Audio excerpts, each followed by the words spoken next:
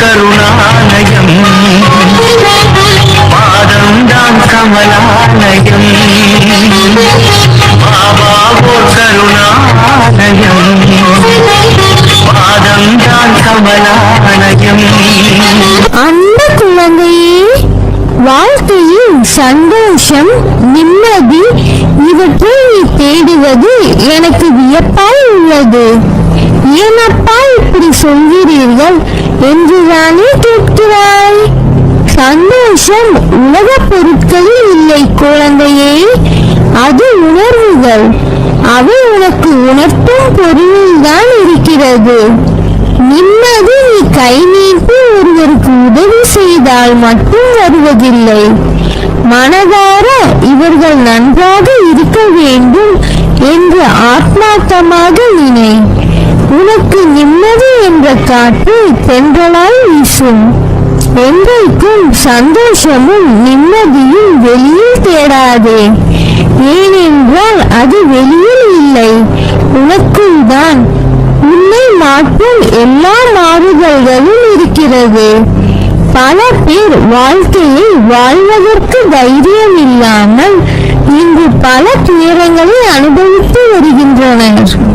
ஆனால் நீயோ அனைத்தையும் கடந்து நானே கதி என்று என்னை நம்பி என்னிடத்தில் பொறுப்புகளை ஒப்படைத்து சதா சர்வகாலம் என்னை விடாமல் பூஜித்துக் கொண்டிருக்கிறாய்.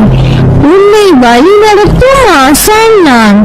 உன்னை வாழ்க்கையில் வியக்கும் வண்ணம் உயர்த்துவது எனது கடமை. நான் இருக்கிறேன், நம்பிக்கை இழந்து விடாதே. விதைத்தவுடன் அறுவடைக்கு செல்வது எப்படி மடக்கணமோ அப்படித்தான் வேண்டியது உடனடியாக பலிக்க வேண்டும் என நினைப்பது. வாழ்வில் போராட்டங்கள் எதற்கு என்று நீ யோசித்துள்ளாயா? அப்படி நீ யோசிக்கும் போது உன் மனமும் உன் புத்தியும் என்ன சொல்கிறது என்று உணர்ந்துள்ளாயா? அப்பா, என் வாழ்வில் போராட்டங்களை தாண்டி வரவே எனக்கு திக்குமுக்காய் இருக்கிறது. இதில் அந்த போராட்டங்களின் காரணத்தை எப்படி உணர்வது? கழுத்து வரை பிரச்சனை இருக்கும் போது அதற்கு என் கவனம் எப்படி செல்லும் என்று தானே கூறுகிறாய். நீ ஒன்று கேள்விப்பட்டுள்ளாயா? ஆரம்பம் எதுவோ முடிவும் அங்கேதான் அமைந்திருக்கும். புரியவில்லையா? உன் போராட்டங்களுக்கான தீர்வு உன்னிடத்திலே இருக்கிறது. போராட்டங்கள் ஆரம்பித்தது உன்னிடத்தில் தானே. எனவே அதன் முடிவும் உன்னிடத்தில் இருக்கிறது. அந்த போராட்டத்தில் நுனி உன் சாயப்பாவின் கையில் சூழ்ந்துள்ளதால் நீ சீக்கிரம் அதிலிருந்து வெளியில் வருவாய். ஏற்ற காலத்தில் எல்லாமே சுலபமாக சுமூகமாக முடியும் என என்னிடம் வேண்டியவுடன் தெரிந்து கொள்ள வேண்டும்.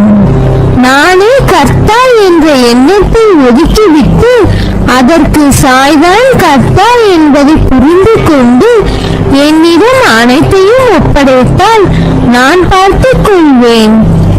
இப்படி செய்து உன்னை முழுவதும் என்னிடம் ஒப்படைத்து சரணாகதி செய்யும் போது நான் நிரந்தரமாக உன்னிடம் தங்கி உன் பிள்ளைகளை வளர்த்து உன் பிரச்சனைகளை போக்கி உன் மனக்கவலையை தீர்த்து அனைத்தையும் மாற்றி இந்த உலகத்தில் உன்னை நிம்மதியாகவும் உன் சந்ததியை வளமாகவும் வைப்பேன். என்னிடம் வரும் பக்தர்களுக்கு உடனடியாக நான் வாரி வழங்கி விடுவதாக சொல்கிறார்கள். அது உண்மை அல்ல. யாருக்கு நான் அனுகிரகம் செய்ய விரும்புகிறேனோ அவர்களை முற்றிலும் பரிசுத்தப்படுத்த அவர்களிடம் இருந்து தேவையற்றவற்றை பறித்துக் கொள்கிறேன். அது பணமாக இருந்தாலும் சரி, பாவமாக இருந்தாலும் சரி, அல்லது புண்ணியமாக இருந்தாலும் சரி, உனக்கான எல்லாமும் உனக்கு வரும். நான் ஏமாந்து விட்டேன், என்னை ஏமாற்றி விட்டார்கள், கடன்காரன் ஆகிவிட்டேன், நட்டப்பட்டு விட்டேன் என்றெல்லாம் எப்படியெல்லாமோ புலம்பிக் கொண்டு என்னிடம் வருகின்ற சாய் பக்தர்களுக்கு நான் எடுத்து சொல்கிற விஷயம் இதுதான். கொடுத்தவன் நான், எடுத்துக்கொண்டவனும் நான் தான். யாரும் உன்னை ஏமாற்றவும் இல்லை, நீ ஏமாறவும் இல்லை. உனக்கு அனுகிரகம் செய்வதற்காக நான் இருப்பதை எடுத்துக்கொண்டு உன்னை துடைத்து விட்டேன். எனவே முன்பு இருந்ததை விட பல மடங்கு அதிகமாக பெறப்போகிறாய். நீ எதையும் இழக்கவில்லை, அதனால் வருத்தப்படாதே. போனதெல்லாம் பகவானின் அருளால் போனது என்று நினை. வாழ்க்கையில் இன்றுதான் புதிதாக ஆரம்பித்ததாக எண்ணி பாபாவின் துணையோடு தைரியமாக மீண்டும் களத்தில் இறங்கு. ஒரு ஆரம்பம் இருந்தால் ஒரு முடிவும் உண்டு. பிறப்பு உறுதி செய்யப்பட்டால் இறப்பு உறுதி. நமக்கு கிடைத்த இந்த மானிட பிறவியை மகிழ்ச்சியோடு பொறுமையோடு வாழ வேண்டும். நாம் செய்கின்ற செயல்கள் நாளை சரித்திரம் படைக்க வேண்டும். எந்த ஒரு காரியத்தையும் தொடங்கும் முன் என்னை நினைத்து தொடங்கு. என் நாமத்தை உச்சரி, அதை நான் சுமூகமாக முடித்து வைப்பேன். இந்த மானிட படைப்புகள் அனைத்தும் அற்புதமானவை. கலங்காதே. நீ பட்ட வேதனை, அவமானம், மனக்கசப்பு, வறுமை, கடன் தொல்லை ஒரு முடிவுக்கு வரும். அனைத்தையும் நான் பார்த்து கொண்டுதான் இருக்கிறேன். நீ செய்த பாவங்கள், தவறுகள் அனைத்தும் இன்றோடு ஓடி ஒளிந்து விட்டது. தொட்டது பொன்னாகும் நேரம். ஒரு நாளும் கலங்காதே. அப்பா நான் இருக்கிறேன். நாட்களை எண்ணிக்கொண்டு இரு. நீ அடுத்தவனுக்கு உதவி செய்யும் நேரம் வந்துவிட்டது.